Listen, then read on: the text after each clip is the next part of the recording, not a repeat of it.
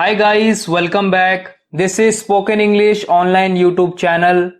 इस वीडियो में आज हम देखेंगे use of can have to, may have to और माइट हैव टू। इन तीनों का यूज आज हम इस वीडियो में देखेंगे। सबसे पहले देखते हैं use of can have to. Can have to can plus have to से मिलकर बना है। कैन का यूज किया जाता है एबिलिटी के लिए और पॉसिबिलिटी के लिए, संभावना के लिए। जब सेंस होता है सकता है या सकता हूं, और हैव टू का यूज किया जाता है कंपल्जन को दिखाने के लिए, मजबूरी को दिखाने के लिए। और हिंदी वाक्य में सेंस होता है पढ़ता है। तो जब हम कैन हैव टू को एक साथ बोलते हैं तो हिंदी में जो सेंस निकलता है वो होता है पढ़ सकता है। वाक्य देखिए, तुम्हें रेड लाइट पर रुकना पड़ सकता है। यहां पर सेंस है पढ़ सकता है, तो यहां पर हम यूज करेंगे कैन हैव टू। कैन का यूज इसलिए कर रहे हैं क्योंकि एक पॉसिबिलिटी है। ऐसा हो सकता है कि तुम्हें रुकना पड़ सकता है और ऐसा भी हो सकता है कि तुम्हें रुकना ना पड़े। तो ये एक पॉसिबिलिटी है, इसलिए हम कैन का यूज कर रहे हैं। और हैव टू का यूज हम इसलिए कर रहे हैं क्योंकि यहां पर एक मजबूरी है। रेड लाइट पर रुकना एक मजबूरी है, इसलिए हमने बोला can have to. You can have to stop at red light. और वाक्य देखिए, संदीप को स्टेशन पर इंतजार करना पड़ सकता है। Sandeep can have to wait at station. अब इंतजार करना पड़ भी सकता है और ऐसा भी हो सकता है कि इंतजार करना ना पड़े, इसलिए हमने यूज करा कैन का। Sandeep can have to wait at station. उसे कपड़े धोने पड़ सकते हैं। He can have to wash the cloth. Rahul को बस से जाना पड़ सकता है। Rahul can have to go by bus. यहां पर हमने बोला बाय बस, बस से तो बाय बस। ये मैंने आपको प्रीपोजिशन बाय में बताया था कि बाय का यूज किस किस सेंस में किया जाता है। वहां पर मैंने आपको बताया था कि बाय का यूज हम ट्रांसपोर्टेशन में करते हैं जब सेंस हो से। बस से तो बाय बस, मेट्रो से तो बाय मेट्रो, इस तरह से। हमें फाइल बनानी पड़ सकती है। We can have to make a file.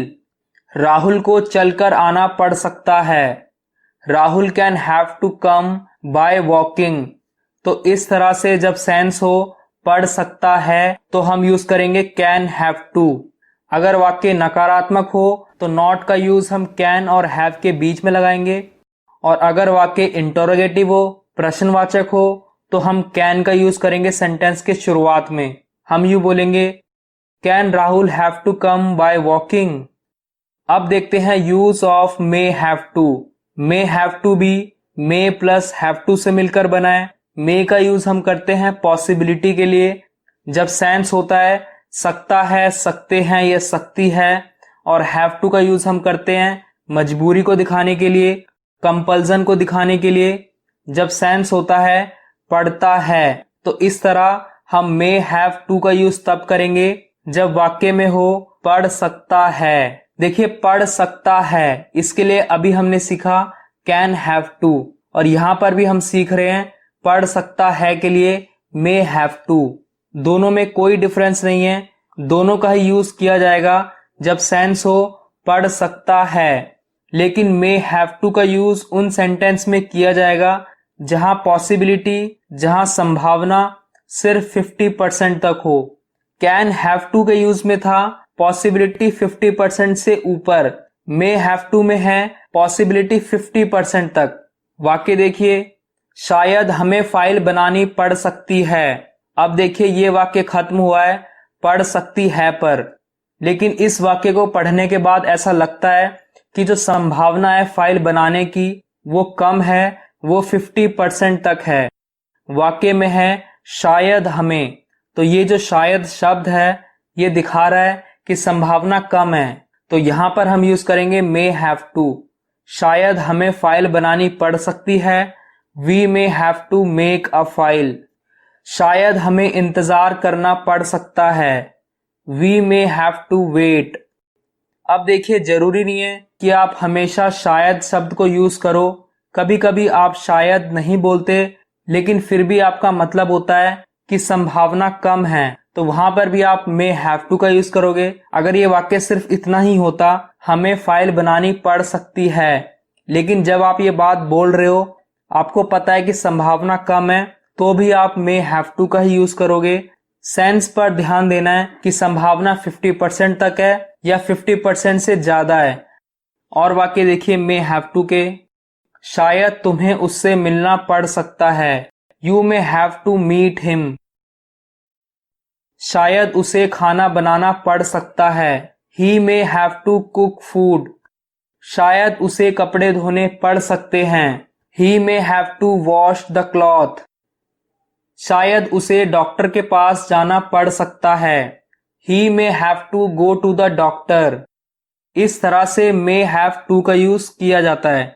अब देखते हैं use of might have to. Might have to का भी यूज किया जाता है जब सेंस हो पढ़ सकता है, पढ़ सकते हैं या पढ़ सकती है। माइट हैव टू बिल्कुल मे हैव टू की तरह है। यहां पर जो संभावना है, जो पॉसिबिलिटी है, वो 50% से भी कम की है। हमने कैन हैव टू में देखा जब पॉसिबिलिटी हो 50% से ऊपर की। मे हैव टू में देखा पॉसिबिलिटी हो, संभावना हो 50% तक, और माइट हैव टू में है संभावना 50% से भी कम। वाक्य देखिए, शायद ही हमें फाइल बनानी पड़ सकती है, संभावना बिल्कुल कम है, हमने बोल दिया शायद ही, तो यहां पर आप यूज करोगे माइट का। आप बोलोगे we might have to make a file. और वाक्य देखिए, शायद ही हमें इंतजार करना पड़ सकता है, हमने बोला शायद ही, we might have to wait. शायद ही उसे आराम करना पड़ सकता है, he might have to rest. वैसे तो हमने मे हैव टू और माइट हैव टू का अलग अलग यूज देखा, लेकिन इन दिनों स्पोकन इंग्लिश में मे हैव टू और माइट हैव टू का यूज एक दूसरे की जगह किया जाता है। जहां हमें मे हैव टू का यूज करना होता है, वहां पर हम माइट हैव टू का भी यूज कर लेते हैं। लेकिन सही ग्रामर यही है, मे हैव टू का यूज तब करो पॉसिबिलिटी 50% हो, और माइट हैव टू का यूज तब करो जब संभावना 50% से कम की हो। तो इस तरह से can have to, may have to और माइट हैव टू का यूज किया जाता है जब सेंस हो पढ़ सकता है, पढ़ सकते हैं या पढ़ सकती है। अगर आपको ये कॉन्सेप्ट समझ में आया तो इस वीडियो को लाइक करें, चैनल को सब्सक्राइब करें और बेल आइकन को प्रेस करें, ताकि जब भी कोई भी वीडियो अपलोड हो उसकी नोटिफिकेशन आप तक जाए और आप भी उस वीडियो को देख सकें। मिलेंगे एक और वीडियो के साथ, तब तक के लिए गुड बाय।